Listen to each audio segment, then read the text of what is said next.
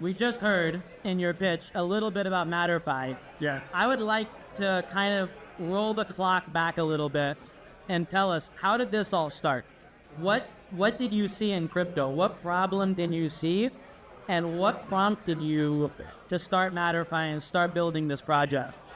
So actually, it started way before crypto. I've been a hacker since I was 15. And my first company, I built an Intel system for the Navy that ended up getting sold. And that was my first exit.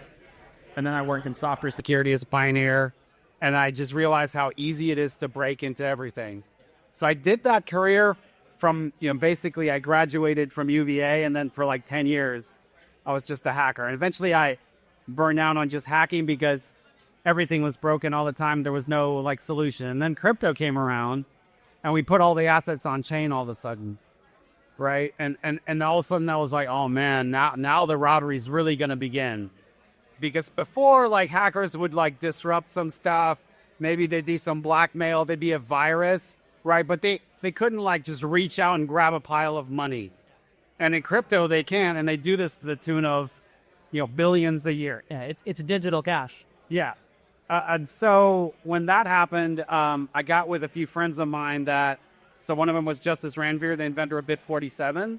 And I said, look, we can make this better and we can turn it into a platform that destroys the phishing, right? Yeah. And then that's, my passion is basically making something that makes it incredibly difficult for attackers to get at, but for the users to be incredibly easy to use.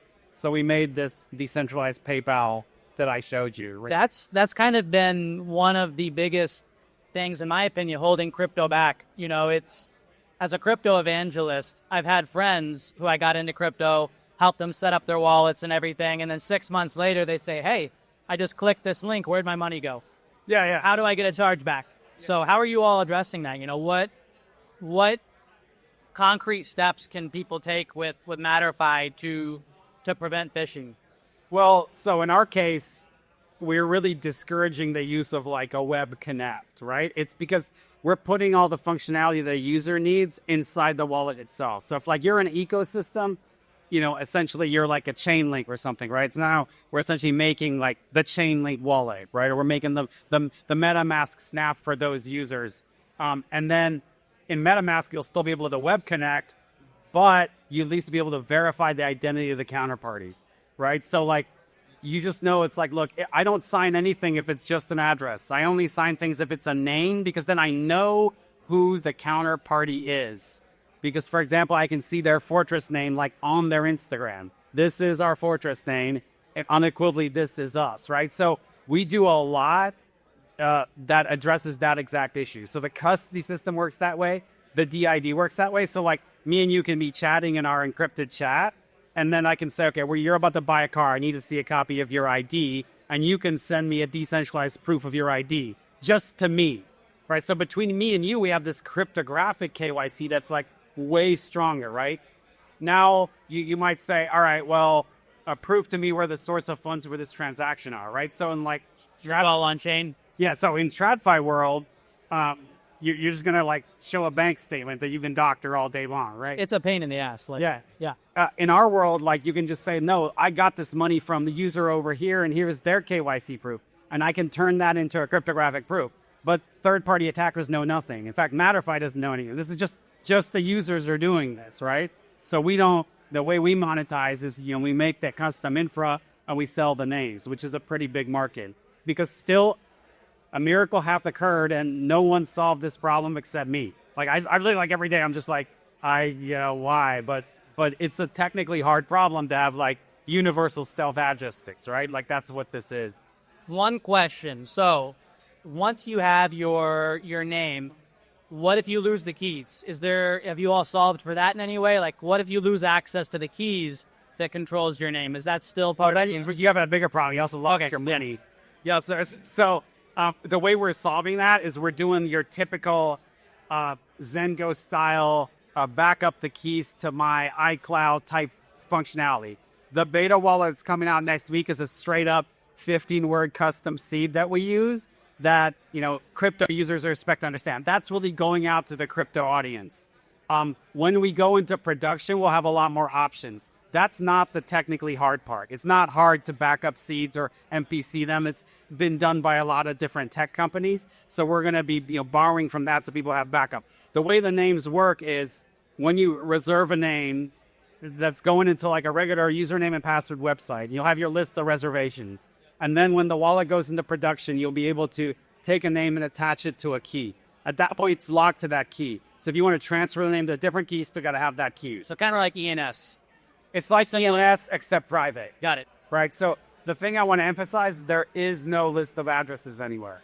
It doesn't exist. That's so big because another thing holding back crypto is that if you want to use it for a payment, if you want to buy a hot dog from a hot dog vendor, you don't want him to see your balance. You don't want to be sitting there on the street having somebody see how much money is in your bank account. Privacy is... You want the vendor to see how much money they've made, right? Right. And you also don't want, when you're paying for the hot dog, with ETH, and you don't want the hot dog vendor to know that this right. You got French attacks are a real thing. Yeah. So, one of the reasons we're really excited about Litecoin, we're very bullish on Litecoin, and also LitVM. We'll be helping Rock, So if Rock wins the contest, I won't feel sad. Because Rock's a client and a friend, And we're all in the, I'll say the one thing I left out of my pitch is that I super appreciate DNA, super appreciate LDA, super appreciate Michael Turpin. I super appreciate IBC and Mario. I know some people are like, Mario, but we're having a great experience with Mario and IBC and just the whole family. And the entire ecosystem is really helping us grow. And then everybody's going to have affiliate links for the names and you'll be able to just go ham. Well, thank you. We love working with companies like you.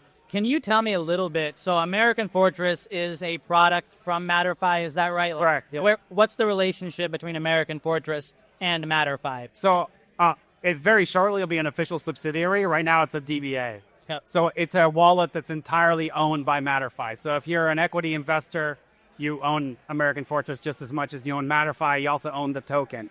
So this is like a single infra that's powering the entire ecosystem, whether or not we white label it for somebody else, right? So there'll be other wallets. Like we have one client called UTribe, right? So their wallet is called the UTribe wallet. It's still powered by Fortress names. It's still compatible, right? But we were like, it was really obvious once the unofficial, now slowly becoming official deregulation in America happened, we could start to release this in America because it is privacy tech. So the reason you didn't see it in 22 and 23 is I was just like, well, Gensler's going to get me. Gensler might be like, oh, it was dark now. times. Yeah.